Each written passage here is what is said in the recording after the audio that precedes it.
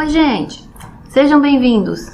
Nesse vídeo, a gente vai tratar de algumas definições básicas relacionadas à programação e vamos ver também as principais características de um bom algoritmo.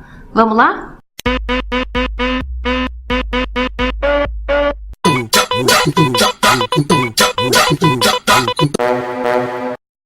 Bom, antes de mais nada, vocês sabem o que é algoritmo? Algoritmo é basicamente um passo a passo, seja em linguagem de computador ou qualquer outra linguagem, até a linguagem falada. O exemplo mais comum de algoritmo é a receita de bolo. Bata as claras em neve, adicione açúcar, adicione leite, tarará, coloque para assar. Ou seja, é um roteirinho a seguir.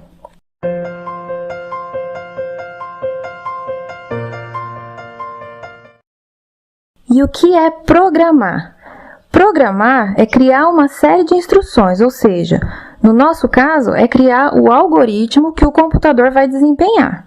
Quando você aprender a programar, você vai ter um computador para executar as tarefas que você ordenar, um funcionário super eficiente que faz tudo muito rápido e perfeitamente conforme as suas ordens. Não é incrível?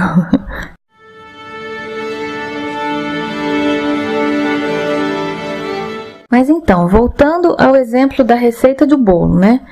E quando a gente bota a mão na massa e faz o bolo, ou seja, faz a receita funcionar, isso a gente chama de execução. Então, deu para entender bem?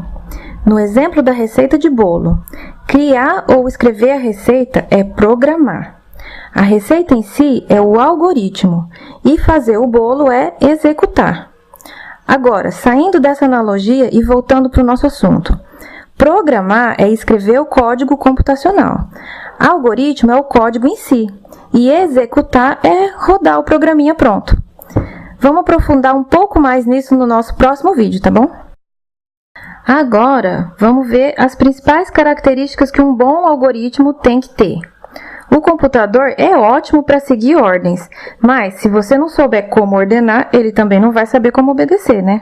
O algoritmo tem que estar escrito numa certa sequência. Por exemplo, você não vai escrever que a gente coloca o bolo para assar antes de escrever que a gente tem que fazer a massa, certo? Da mesma forma, na programação, você não vai poder utilizar o valor de uma variável se ela ainda não foi determinada. Em alguns casos específicos, as instruções podem ter a ordem invertida.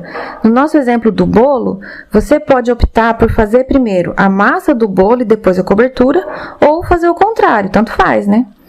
Na programação, isso também pode acontecer.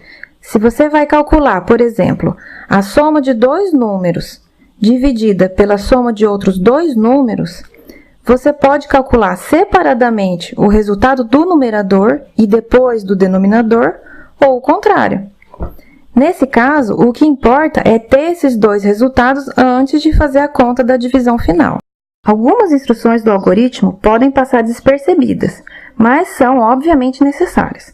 Por exemplo, para bater as claras em neve de um bolo, a gente precisa antes separar a clara da gema, lógico. Assim como a gente também precisa ainda antes quebrar o ovo, né? Com o computador é a mesma coisa. O computador não consegue deduzir nada, então você deve explicar exatamente o que ele tem que fazer, mesmo quando parece óbvio. As instruções têm que ser claras e possibilitar o entendimento do algoritmo por outras pessoas e pelo computador, principalmente evitando a ambiguidade. Mas tudo isso ainda está muito abstrato, né? No nosso próximo vídeo, a gente vai começar a botar a mão na massa e fazer o nosso primeiro programinha, o tradicional e famoso Olá Mundo. Vejo vocês lá!